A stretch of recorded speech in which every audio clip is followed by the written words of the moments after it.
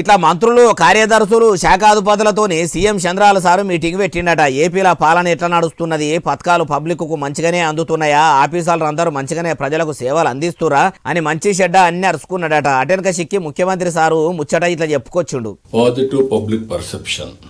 ఈరోజు మనందరం కూడా ఆలోచించాల్సింది, ప్రజల కోసం పనిచేస్తున్నాం, ప్రజలు మెచ్చే పాలన ఇవ్వాలి. ఈయనరా ఏమంటుండో, ఇట్లా కూటమి సర్కారు ఎట్లా పని చేస్తుంది ఏం కథ అని ముచ్చట అరుచుకొని ఏలుబడి ఎట్లా చేయాలి, ప్రజలకు సేవలు ఎట్లెట్లా అందించాలనో కూడా చెప్పుకొచ్చిండట. అయ్యా చంద్రాల సారు, మీరు ఏపీలో ఏలుబడిలోకి వచ్చినాక ఆంధ్రప్రదేశ్ను అభివృద్ధి చేస్తారనుకుంటే మీ కళల ప్రాజెక్టుల మీద పెట్టిన మనసును పావులొంతు కూడా పబ్లిక్ మీద పెట్టకుండా అయిపోతిరి, పథకాలు కొలాయించకపోవడితిరి చక్కగా. ఏమన్నంటే విజనున్న ముఖ్యమంత్రినేనా అంటారు.